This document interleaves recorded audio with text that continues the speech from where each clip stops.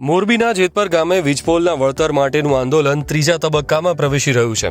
આ અંતર્ગત જેતપર ખાતે 12 જિલ્લાના ખેડૂત આગેવાનોની બેઠક યોજાઈ હતી. આ બેઠકમાં ખેડૂતોએ સ્પષ્ટ ચીમકી ઉચ્ચારતા જણાવ્યું હતું કે જો તેમના ખેતરોમાંથી થાંભલા ઉખેડવામાં નહીં આવે તો આગામી 2027ની ચૂંટણીમાં તેઓ સરકારને ઉખેડી નાખવા પણ તૈયાર છે. આ આંદોલન મોરબીના જેતપર ગામે 19 દિવસના આમરણાંત ઉપવાસથી શરૂ થયું હતું.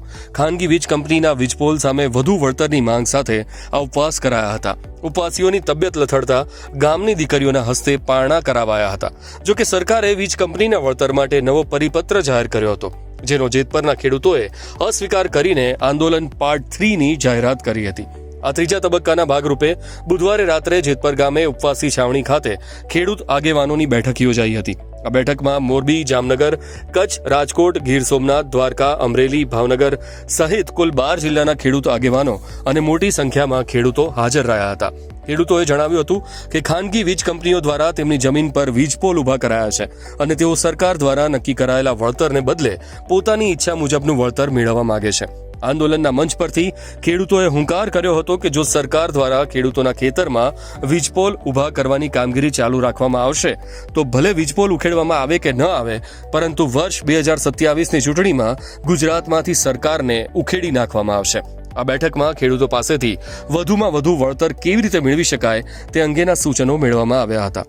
આવી જ રીતે ગુરુવારે રાત્રે ગુજરાતના અન્ય 13 જિલ્લાના ખેડૂતો સાથે બેઠકનું આયોજન કરવામાં આવ્યું છે. આ બંને બેઠક પૂર્ણ થયા બાદ આગામી દિવસોમાં જિલ્લા, તાલુકા અને ગ્રામ પંચાયત સ્તરે ખેડૂતોની સમિતિઓ બનાવવામાં આવશે.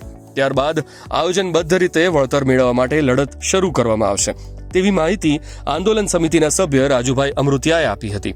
સરકારે તાજેતરમાં ખાનગી વીજ કંપનીના વીજપોલ અને વાયરના વળતર અંગે નવી નીતિ જાહેર કરી છે, પરંતુ જેતપરના ખેડૂતોએ આ પરિપત્ર સામે અસંતોષ વ્યક્ત કર્યો છે. સરકારના આ નિર્ણયથી ખેડૂતોને કેવા પ્રકારનું આર્થિક નુકસાન થઈ શકે છે તે અંગે ચર્ચા કરવા માટે 8 જૂને રાત્રે 9 વાગ્યે 12 જિલ્લાના ખેડૂત આગેવાનોની એક મહત્વની બેઠક બોલાવવામાં આવી હતી. આ બેઠકમાં મોરબી, રાજકોટ, જામનગર, દ્વારકા, ગીર સોમનાથ, જૂનાગઢ, પોરબંદર, અમરેલી, ભાવનગર, બોટાદ, કચ્છ અને બનાસકાંઠાના ખેડૂત પ્રતિનિધિઓ ઉપસ્થિત રહ્યા હતા. આગામી વ્યૂહરચનાના ભાગરૂપે બીજી બેઠક 9 તારીખે રાત્રે 9 વાગ્યે વધુ 12 જિલ્લાના ખેડૂતોની બેઠક યોજાશે, જેમાં સાબરકાંઠા, પાટણ, સુરેન્દ્રનગર, અમદાવાદ, આણંદ, વડોદરા, ભરૂચ, સુરત, વાવથરાદ, મહેસાણા, ગાંધીનગર અને નર્મદા જિલ્લાના આગેવાનો ભાગ લેશે.